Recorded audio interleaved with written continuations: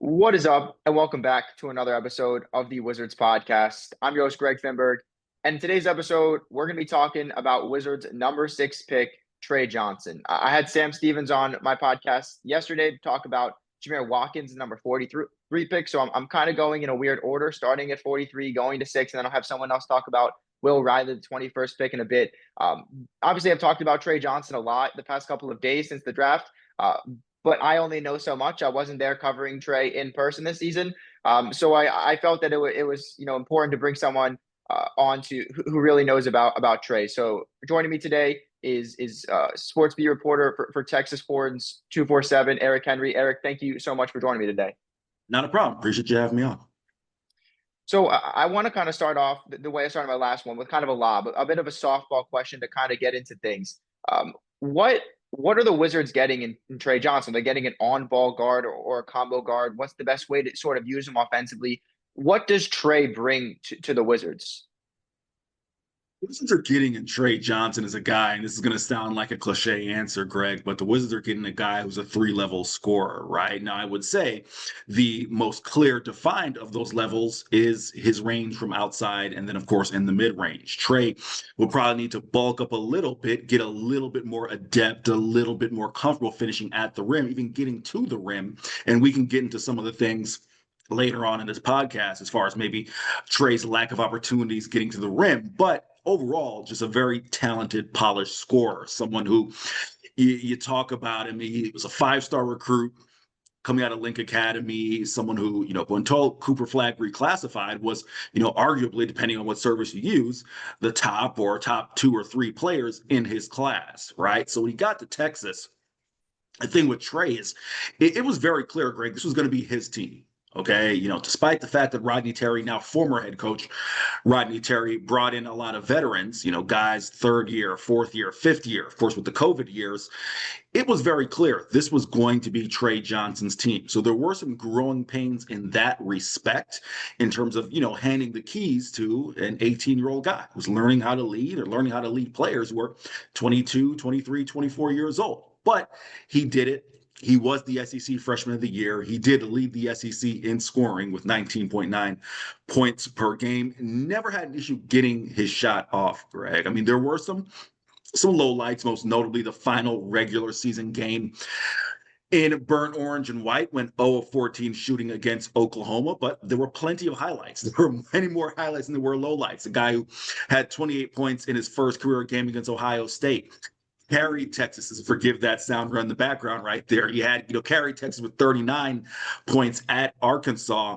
I believe it was at Arkansas, if memory serves me correct, that overtime loss to the Razorbacks. Yeah, 39, yeah. Yep, there you go, right? So overall, just to answer your question, I won't belabor the point too long. Someone who is a very polished scorer will need to work on other areas of his game. But to your question, you say, is he a combo guard? Nah, Tre is a guy, even though he's 6'4", very long wingspan, probably that, a little bit before your time, Greg, that traditional 90s two guard who would, get his 15, 18 shots up and give you 20, 25 a night.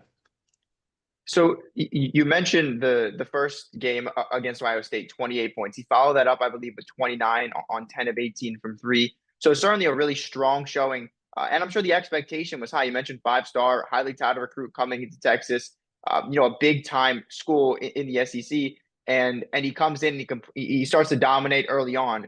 What was your first impression of Tre? Certainly in the early seasons with the practices and stuff, but coming into those games and from the start, showcasing his ability to score. Great. You asked me my first impression, really, before we even get to the start of the regular season, going back to camp. An intense competitor, someone who Tre does everything seriously. I think that's one of the things, I spoke with, I'm forgetting the radio station, I want to say it's 1067, the fan in DC, if memory serves me correct. Right after Tre was drafted, excuse me, and I was things emphasizing just an intense competitor. One of the things that stood out to me is, as I mentioned, Rodney Terry turned the keys over to him, said this is your team. But he's a guy who they had to hold back from overtraining because he actually had a bit of a groin injury going into the regular season. The only games he missed this year were because that groin injury. Rodney Terry held him out a little bit towards the end of non-conference play because that groin started to flare up. But that's because they couldn't get him out of the gym. They couldn't get him to stop, working out, right? So a very intense competitor. When you talk with him, I'll give you this funny story, Greg. I did post game at LSU. It was one of the few road games that, Texas's sports communications department, shout to Scott McConnell, one of the best in the business, didn't know that I was going to be making that trip. So I only say that is to say he didn't have necessarily a post game setup ready to go, right? So when it came time for post game, outside of Rodney Terry, as far as getting players, this game at LSU, which Texas won easily, Scott didn't, have anything lined up. He's like, hey, I didn't know you were coming. I'm gonna need you to kind of, the guys know who you are. Just grab them as they're heading to the bus. And I grabbed Jordan Pope and grabbed Arthur Kaluma, and Tremont Mark. You grab Tre Johnson, and Tre, all smiles after a win, grabbing his food, ready to hit the bus. And I'm like, hey Tre, did Scott talk to you? He's like, nah. I'm like, all right, you got a couple things for interview. His face goes from the smiley, guy you saw on draft night to the laser focused, intense Tre, right?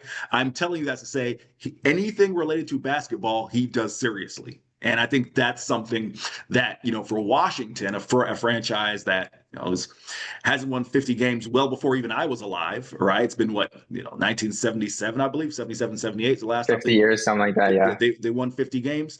And especially a team that's trying to have, a bit of a culture overhaul with CJ McCollum and Chris Middleton and others, right? Like it's that type of guy that you need who it just lives and dies on winning, right? It sounds so cliche, but Tre would just as easily take 9 points in a game if his team wins, as opposed to scoring 30 in a loss. And that, when you ask in terms of first impressions, that was really, it wasn't Ohio State or scoring 29 against Houston Christian. It was this guy's laser focused gym rat, wants to hoop, all about business.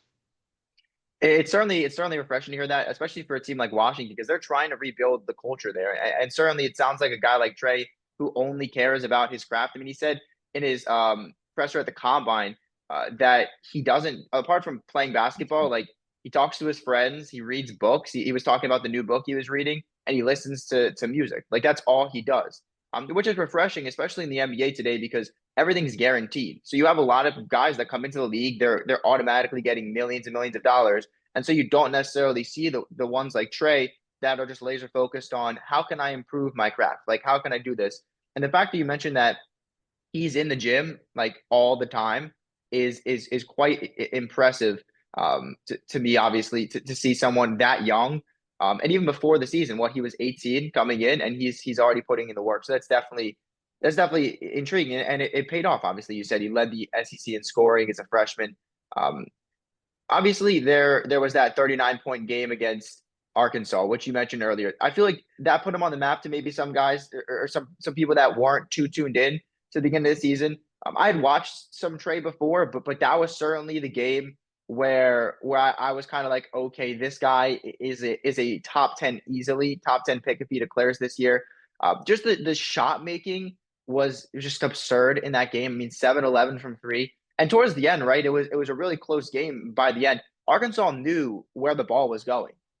It's the same thing. I'm reading a book right now about MJ, and a lot of the quotes are just like, I'm getting the ball, but what are you going to do about it? And they tried as hard as they could to stop him, and he just kept getting to his spots. He kept making tough shots.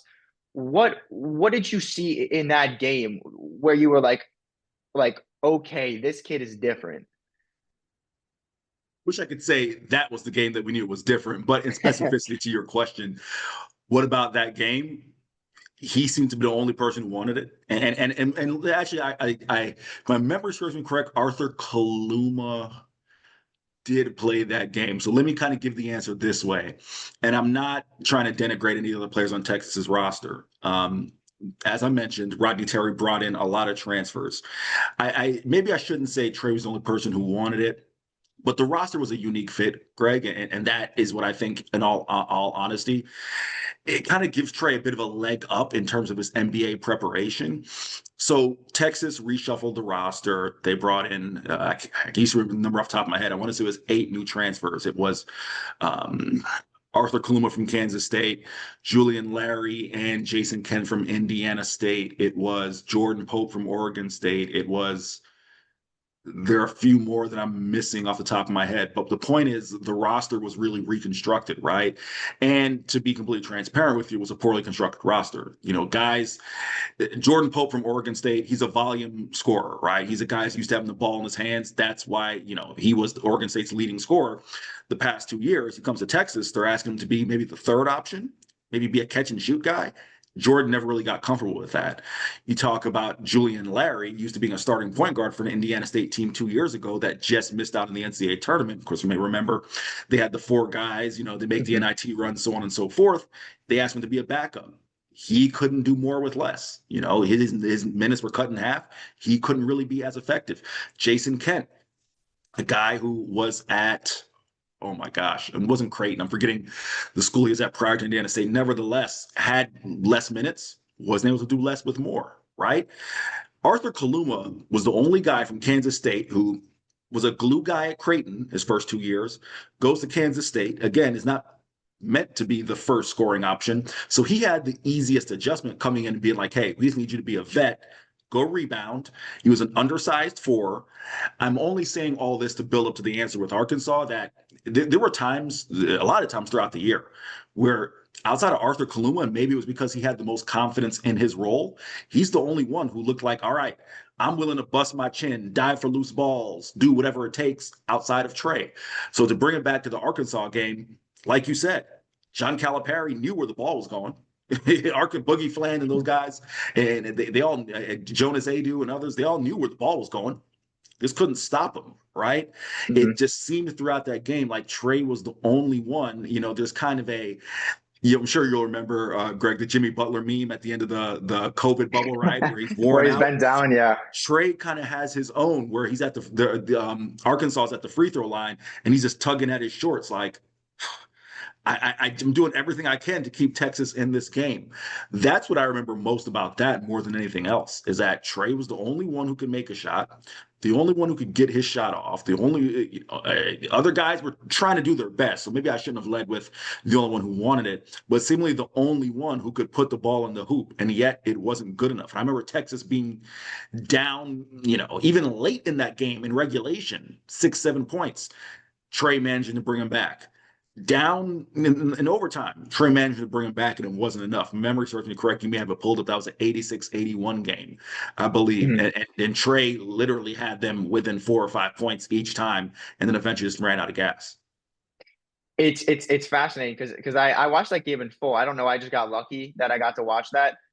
But there was the most memorable play from that game was I believe Texas was down 4 or 5 and it was in overtime, so the game was close to being over. And they were double teaming him on the wing on the wing close to their bench, and he just like pulls it back and drains a three over two guys. I don't know if it was for point 37 or 39, but the ability to continue that, I'm sure he was exhausted. And even to start overtime, somehow, some way you get there, and he makes the first shot. He drains a three, and you're just like, how is he still going? And that's kind of what spoke to me is okay, this kid's special. You probably saw it early on. There was probably a different moment based on your answer. What was that moment where you were like, okay, he has the 5 stars. There's all this hype, but this is what I'm seeing. Okay, this kid's going to be special. Let's say Ohio State, honestly, that season opener to go out and Mhm. get 28 points, because we had heard Greg, to give you a little background, the year prior, Rodney Terry missed out in Texas basketball based on their 5-star recruit Ron Holland, who opted to go to the G League late, right? Mhm. So a lot of the building to the season, a lot of the anticipation to the season was, well, Texas, they made it to the second round of the NCAA tournament. Maybe they could have been better had they had Ron Holland. Had they had the roster that they thought they would have had, well, they could have been a Sweet 16 or so on and so forth. So leading into this year, it was, well, they got our guy. And RT said, Tre's locked in. Tre's locked in. I guess to give your audience bit of background, Rodney Terry coached Tre Johnson's father, Richard Johnson II. Tre is Richard III. He goes by Tre for being the third, but Mhm. Coach Richard Johnson Jr. at Baylor. So he's known Tre Johnson for, time he's a kid, right? So all we heard through the offseason is Tre's locked in. Tre's locked in. He's coming to Texas. He's going to be the man. He's the 5-star recruit. And it's like, okay, we've been talking about it. You've told us about it.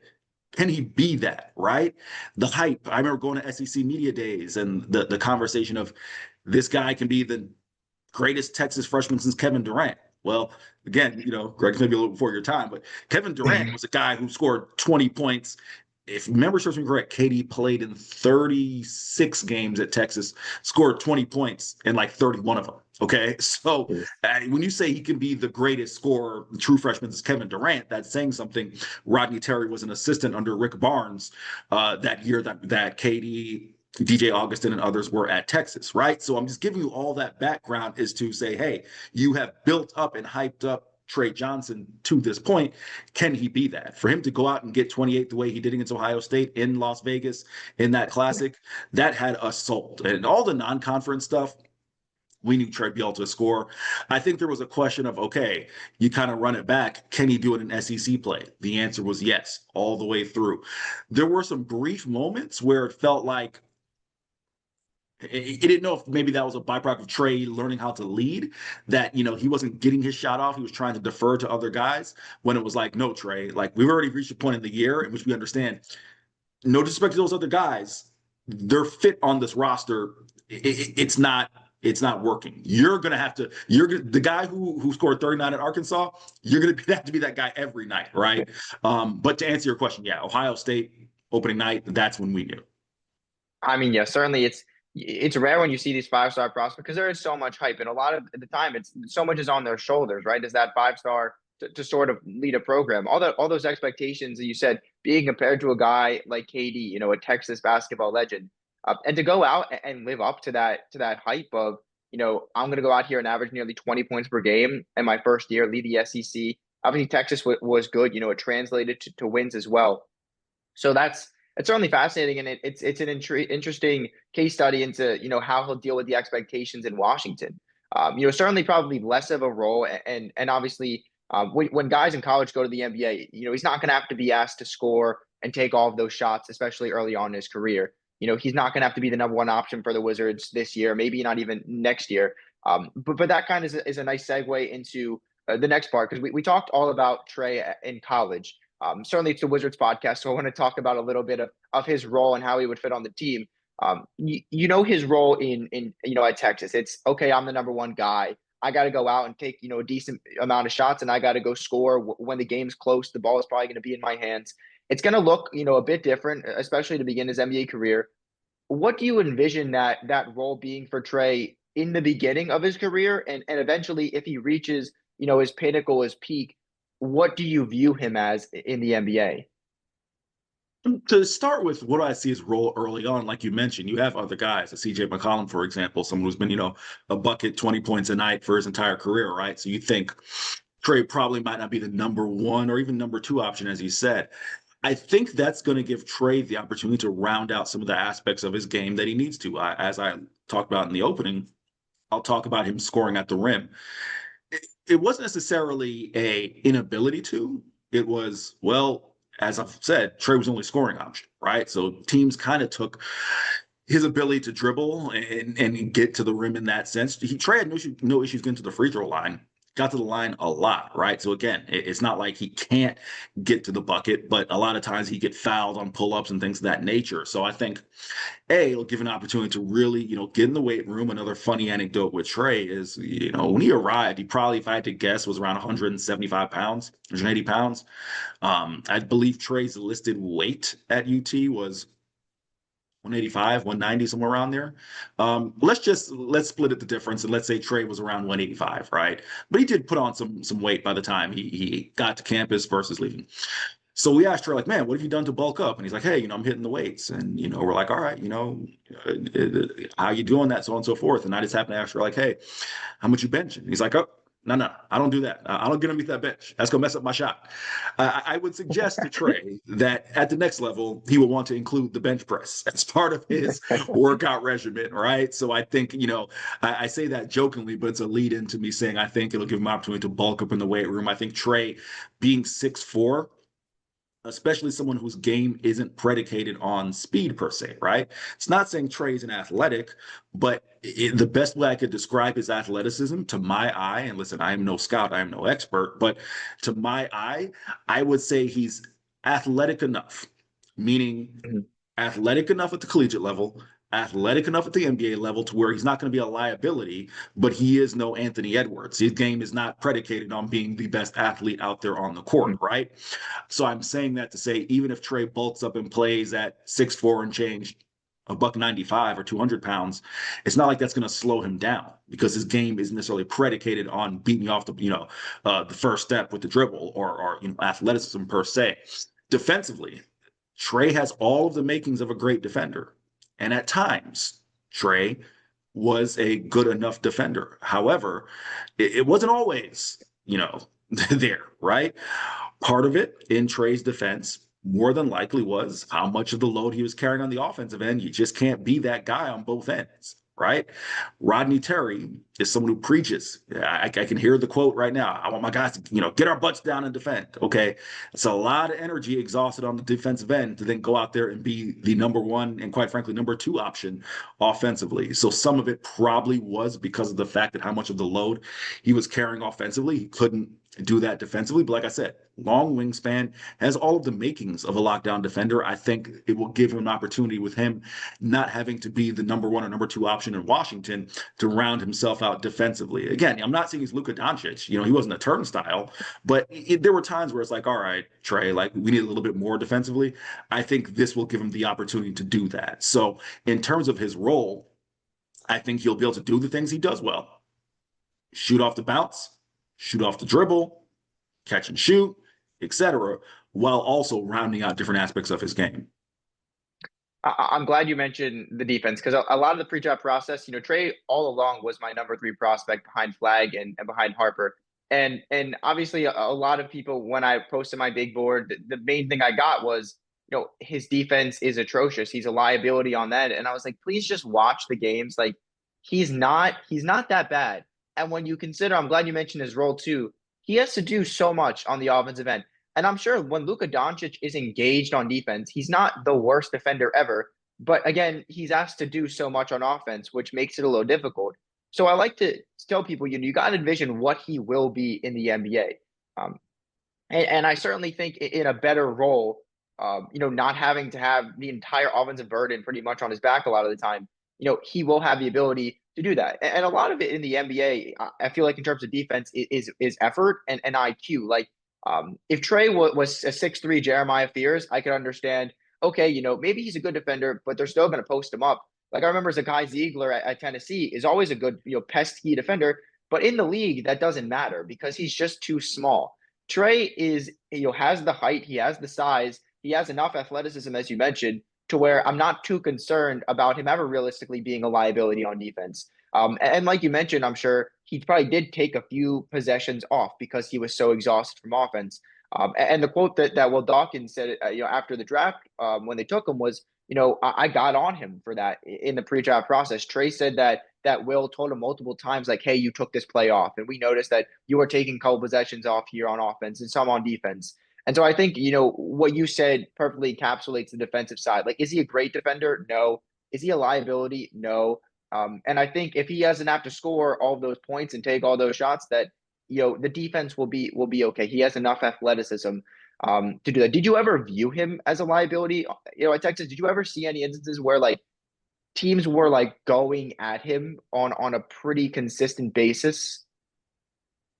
I, okay, I want to be very specific with how I answer that question. Mhm. Yes, Greg, there were times where it was like, okay, they are going at Tre, but you can't look at the teams going at him and not take into account everything you and I just talked about for the last 6 minutes, which Mhm. is how much of the load he was carrying offensively. The again, two things can be true. All right. We kind of live in this hot takey world, where like, hey, it has to be this or has to be that. Two things can be true. Yes, there were times, even in some bigger games, like against bigger opponents, right? Like you talked about, I agree with you. You mentioned Zakai Ziegler because that was an example of sometimes it'd be like, having covered the SEC, it'd be like, I know Zakai is pesky, and I've seen it firsthand. Texas lost to Tennessee 2 years ago, before when Tre's senior year, right? But he's also 5'7". Like, what are we doing here? Yeah. But that aside, this isn't the Bash Zakai Ziegler podcast. Um, two things can be true. Teams did go at Trey, but also you have to take into account, you can't ignore A, how much he was asked to do offensively, and B, the makeup of the roster around him. Hell, there'd be times where I'd be demoralized. Like, what else can I do? There were times covering the team when it just felt like it's Trey and a bunch of guys. And like I said, I spotlighted Arthur Kaluma, who signed an Exhibit 10 deal with the Lakers, and Art was a joy to cover. I hope he makes the roster somehow. From a fit perspective, it was just such an ill-fitting roster. I'm not saying that any of those things should play a factor, right? In the NBA, you're getting big boy money. Trey, quite frankly, was a highly compensated college player. He was getting big boy money. They expect you to perform, right? So I'm not saying that those things allow you to be like, all right, well, I'm not going to do this. But that never outweighs all the things that I led with in talking about someone who loves hoop, is passionate about hoop, and I have no reason to believe he won't grow out of these things as a 25, 26-year-old, as opposed to an 18-year-old who's been saddled with trying to lead his home state program, trying to play for a coach who his father played for, right? In addition to the NIL, the ill-fitting roster, the expectations at Texas, right? I've just named six things, and those were all placed on the shoulders of an 18-year-old. I think with Washington having a good vet like CJ McCollum, a good vet like Chris Middleton, he will be fine. We talked about the defensive concerns. Obviously, that was, I would say, the biggest downside. And for me, when I was evaluating him, that being the biggest glaring issue, when I didn't think it was the biggest issue, that certainly kind of showed me that he's okay. They can't really say much about his offensive game. Obviously, the rim pressure was sort of the downside. You talked about that as well. Teams gearing up to stop him. It's going to make it pretty difficult. I'm sure he's exhausted too. It's just easier to sit and shoot the ball in the second half instead of getting downhill when you're probably very tired. So all of these things considered, I think the glaring part that I've taken from a lot of your perspective is you have to consider role. You have to consider all that he was asked to do, the roster around him, and certainly on a team like the Wizards. I think he'll be able to more soundly develop into the type of player. And I think playing behind CJ McCollum will be great for him. CJ's been a great scorer in the league for years. Chris Middleton certainly as well as another vet that I think he could learn from too. What would you say is his best trait? Like if you're talking to Wizards fans, you're like, all right, like get excited to watch Trey do this. I would assume it's an offensive trait, but like what is that one thing? We've talked about his love of basketball. We've talked about his shooting ability. When Trey is hot, there's very few things more entertaining, I would assume, as a basketball fan, than watching a guy who can fill it up in a hurry and can shoot it. It's one of the things that makes Steph Curry, right? What has made him one of the most entertaining players for the last decade and a half, right? Is that when that guy gets hot, he can put together 12, 15, 18 points in like a 3-minute stretch. And the opposing team's calling timeout and, Steph's doing his little shimmy, right? Like Trey, again, I'm not saying he's a Steph Curry level shooter, but he has the capability. He can shoot from anywhere on the court. That to me, if you were saying, if I were a Wizards fan, what would I look forward to? A guy who, when he is hot and when he is feeling it, again, go back, watch that Arkansas game. That's entertaining basketball. That's the type of thing that would make me, if I were living in the DC, Maryland, Virginia area, go buy a ticket. Yeah, I mean that was when I've mentioned this multiple times. I just can't get over how tough the shots were in that game. It was just so impressive to me to see a guy that was 18 years old carrying that team on the road in the SEC. I've never been, but I heard Arkansas is a really tough place to play.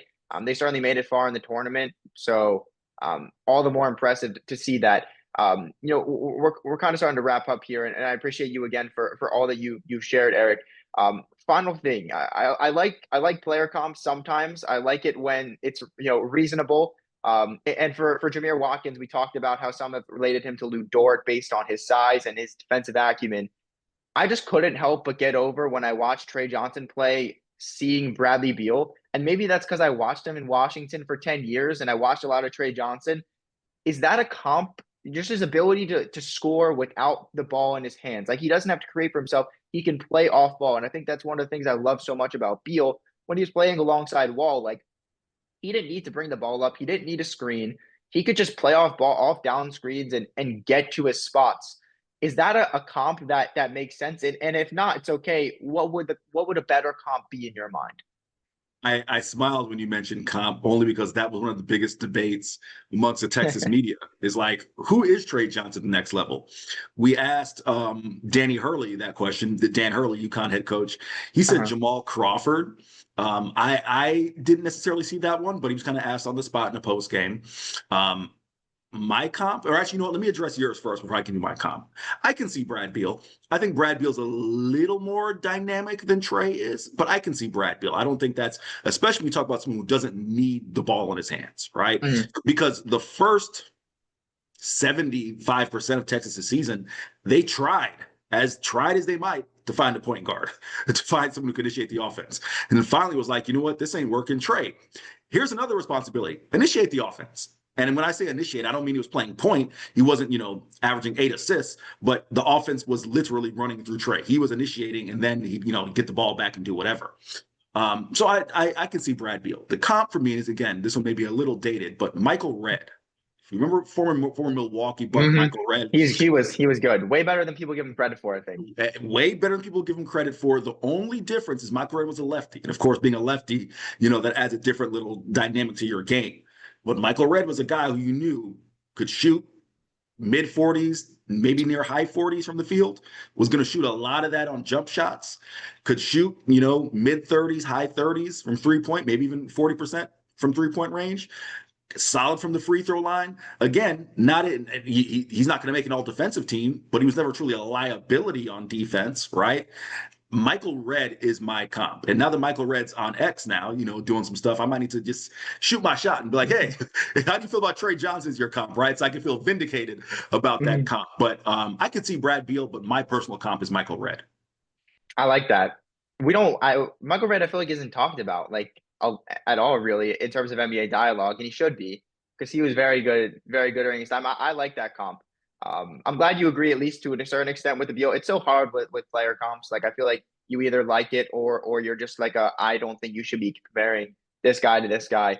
But I can certainly get behind the Michael Redd comp as well. If he turns out to be anything like Michael Redd, I think Wizards fans would be pretty happy with the pick as well. But that's going to wrap it up for this episode. Thank you so much for joining me to break down Tre Johnson. Where can the people listening find you, Eric?